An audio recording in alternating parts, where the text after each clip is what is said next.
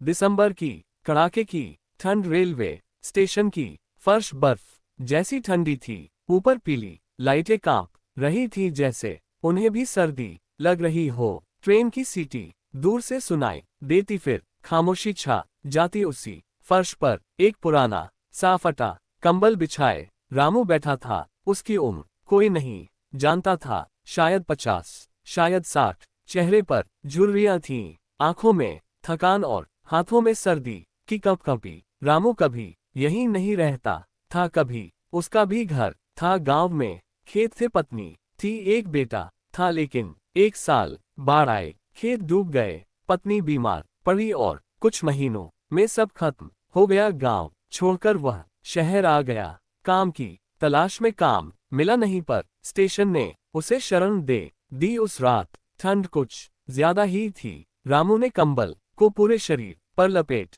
लिया, लेकिन ठंड हड्डियों में घुस रही थी। पास ही एक चाय की दुकान थी, गरम भाप उठ रही थी। रामू बस देखता रहा, जेब में एक भी रुपया नहीं था। उसका पेट भूख से चिल्ला रहा था, लेकिन उससे ज्यादा उसकी रूह ठंड से कांप रही थी। उसी स्टेशन पर एक 8-9 साल की बच्ची अपनी माँ के साथ बैठी थी। बच्ची ने रामू को देखा, फटे कपड़े, कांपता शरीर, अकेलापन। उसने अपनी माँ से पूछा, माँ वो बाबा इतने ठंड में ऐसे क्यों बैठे हैं? माँ चुप रही, उसकी आंखें भर आई। रात और गहरी हो गई, रामू की कंपकंपी बढ़ती जा रही थी। तभी किसी ने धीरे से उसे छुआ, वो वही बच्ची थी। उसने अपना छोटा सा कंबल आधा रामू के ऊपर डाल दिया और बोली, बाबा इसे रख लो, आपको ज्यादा ठंड लग रही है। रामू कुछ बोल नहीं पाया, उसकी आंखों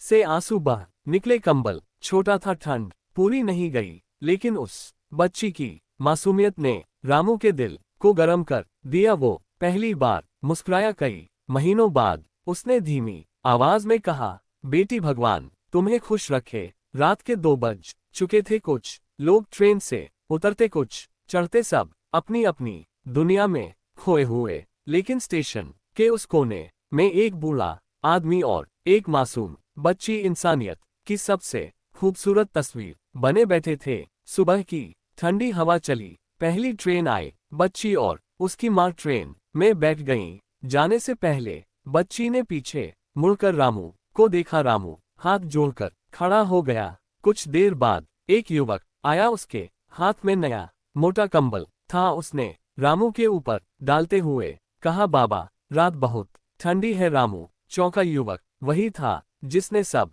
देखा था। रामू उस दिन पहली बार चैन से सोया। ठंड तो वही थी, लेकिन दिल गर्म था। स्टेशन आज भी वही है, ठंड आज भी वैसी ही है। बस फर्क इतना है, अगर इंसानियत जिंदा हो तो ठंड भी हार जाती है।